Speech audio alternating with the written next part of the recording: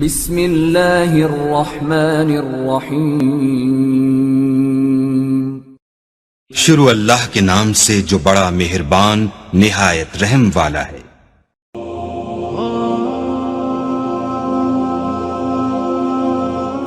حضرت صلی اللہ علیہ وآلہ وسلم حضرت علی کو وصیت کرتے ہوئے فرماتے ہیں، اے علی، کھانے کی ابتدا بھی نمک سے کرو اور اختتام بھی نمک، چونکہ نمک میں 70 بیماریوں کا علاج ہے۔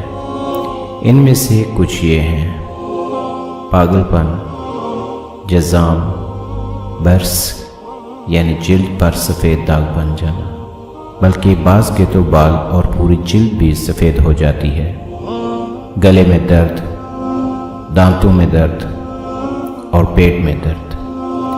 امام جعفر صادق رحمۃ اللہ علیہ فرماتے ہیں، جو چاہتا ہے کہ اس کے منہ پر سے کیل اور دانے ختم ہو جائیں، اسے چاہیے کہ کھانا کھاتے وقت پہلا لقمے پر تھوڑا سا نمک چھڑک لے۔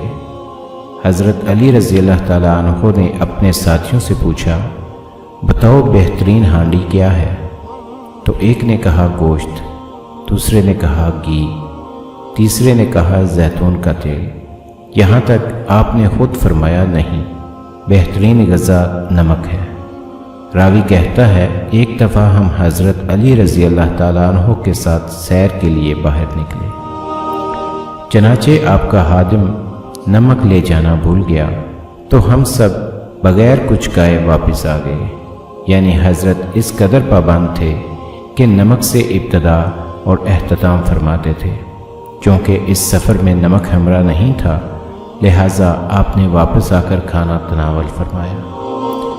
حضرت صلی اللہ علیہ وآلہ وسلم ایک حدیث میں فرماتے ہیں، جو کوئی بھی کچھ کھانے سے پہلے اور آخر میں تھوڑا سا نمک کھا لیتا ہے تو خداوند عالم اس سے 333 بلاؤں کو دور فرما دیتا ہے، جن میں سے کم ترین جذام ہے۔